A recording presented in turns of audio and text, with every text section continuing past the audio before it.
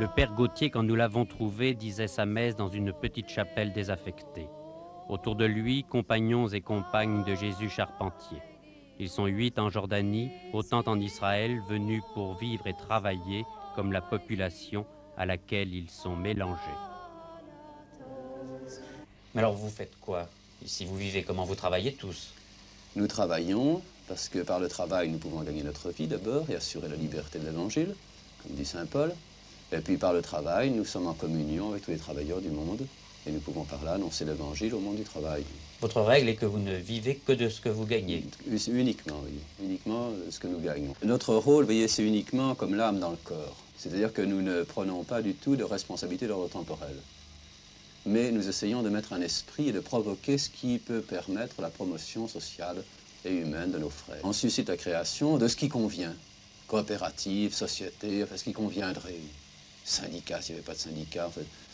On essaye de discerner ce qui convient et se mêlant avec la population, un peu comme le levain dans la pâte, on essaye de faire lever la pâte.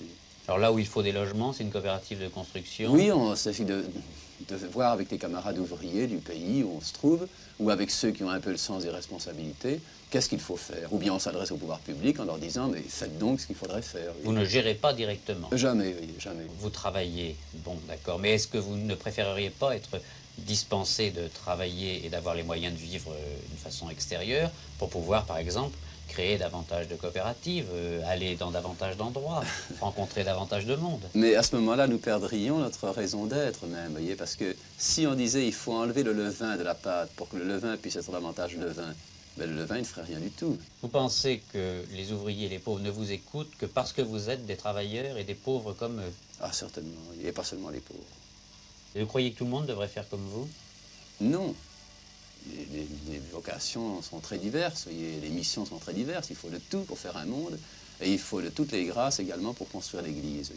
Nous ne prétendons pas du tout cela, voyez, mais nous pensons que chacun doit suivre l'appel que Dieu lui fait entendre, et nous essayons pour nous de suivre celui-là.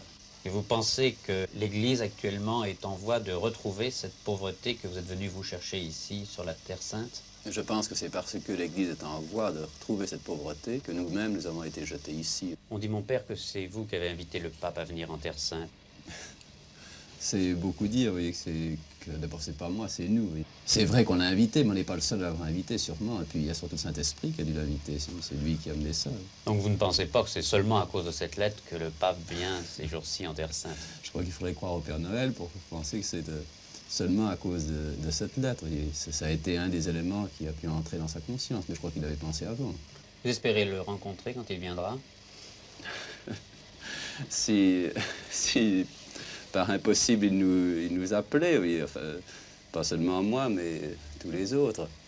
C'est comme dans l'Évangile, vous voyez, c'est pas trop d'illusions. Les apôtres eux-mêmes rabrouaient les enfants qui voulaient venir auprès de Jésus, les mamans qui poussaient leurs petits, oui, pour que Jésus les embrasse et bénisse. Il a fallu que Jésus se fâche, se mette en colère et dise « Laissez venir à moi les petits-enfants ». Si le pape se fâche... Et s'il se fâche, qu'est-ce que vous lui direz? Ah, ben on lui dira un grand merci d'être venu jusque-là, oui. Cette petite maison arabe, 2 pièces au total, c'est celle de la fraternité de Jésus Charpentier. La fraternité ne se réunit que pour les prières et les repas du matin et du soir. Et alors je lui dis,